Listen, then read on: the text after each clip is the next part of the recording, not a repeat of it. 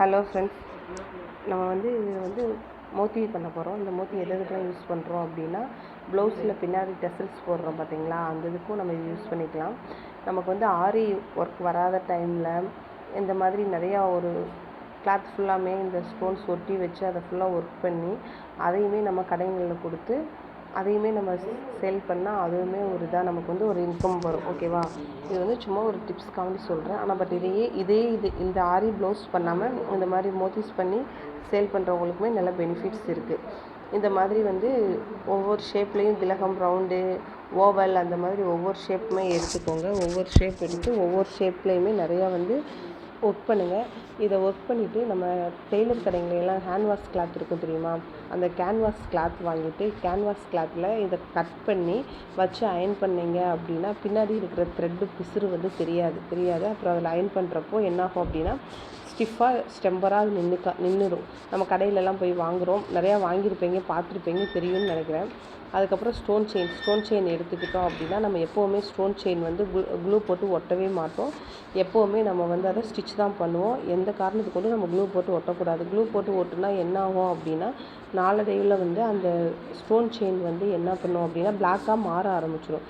So நம்ம எவ்வளவோ stitch பண்ணுறோம், ஒரு ஸ்டோன் செயின் தானே, அதுக்கு எவ்வளோ ஆயிரும், ஒரு 5 நிமிஷம் கூட ஆகாது. ஸோ கடகடன்னு சொல்லி நம்ம ஸ்டிச் பண்ணிகிட்டே போயிடலாம்.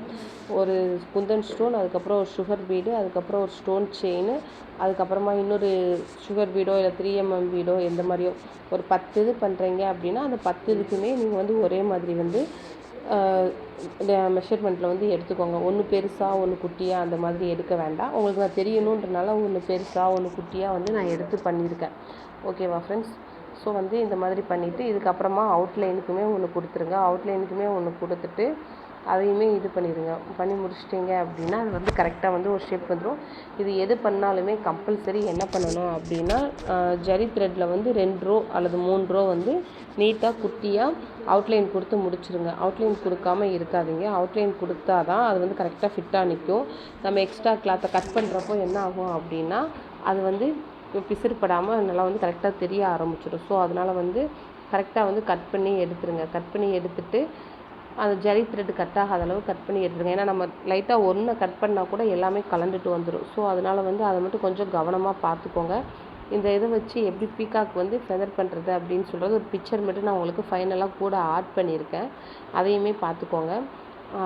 அந்த ஃபெதர் எப்படி பண்ணுவோம் அப்படின்னா சில்க் த்ரெட்டில் ஒரு 10-15 ஸ்டென்ஸ் எடுத்து டபுள் கலர் அந்த மாதிரி எடுத்து கூட நம்ம சேலைக்கெலாம் குஞ்சம் போடுவோம் பார்த்துருக்கீங்களா, அந்த குஞ்சம் போடுற மாதிரி எடுத்து வச்சுட்டு பின்னாடி க்ளூ போட்டு அப்ளை பண்ணிவிட்டு கொஞ்சம் நேரம் காய விட்டால் அது நல்லா அழகாக காஞ்சிடும். காஞ்சதுக்கா அப்புறமா நம்ம அதை அந்த ஒரு பீகாக் போட்டு இல்லை ஏதாவது ஒரு பெருசாக நமக்கு என்ன பிடிச்சிருக்கோ அந்த மாதிரி ஒரு ட்ரா பண்ணி அதில் வச்சு நம்ம பேஸ்ட் பண்ணிடலாம். அதில் வச்சு நம்ம பேஸ்ட் பண்ணுறப்போ அழகாக ஒட்டிக்கிடும், நல்லா ஸ்ட்ராங்காகவும் இருக்கும், க்ரிப்பாகவும் இருக்கும். ஸோ இந்த மாதிரி பண்ணிவிட்டு இதில் இந்த திலகம், ஓவல், ரவுண்டு இந்த மாதிரி தான் போடணுன்றதில்ல. ஒரு ட்ரையாங்கிள் போட்டுக்கலாம், பீகாக் போட்டுக்கலாம். கடையிலலாம் பேச்சஸ் ஒர்க் பண்ணி வச்சுருக்கு ஸ்டிக்கர்ஸ் கேட்டால் கொடுப்பாங்க, நிறையா கொடுப்பாங்க. ஸோ அது மாதிரி நம்மளுமே இதை பண்ணி நம்ம சேல் பண்ணலாம். ஓகேவா ஃப்ரெண்ட்ஸ்? இதுவுமே நிறையா டைப்ஸில் இருக்குது. ஸோ நீங்கள் யூஸ் பண்ணி பாருங்கள். ஏதாவது டவுட் இருந்தால் கீழே கமெண்ட் பாக்ஸில் கேளுங்க ஃப்ரெண்ட்ஸ். உங்களுக்கு நான் எக்ஸ்பிளைன் பண்ணுறேன்.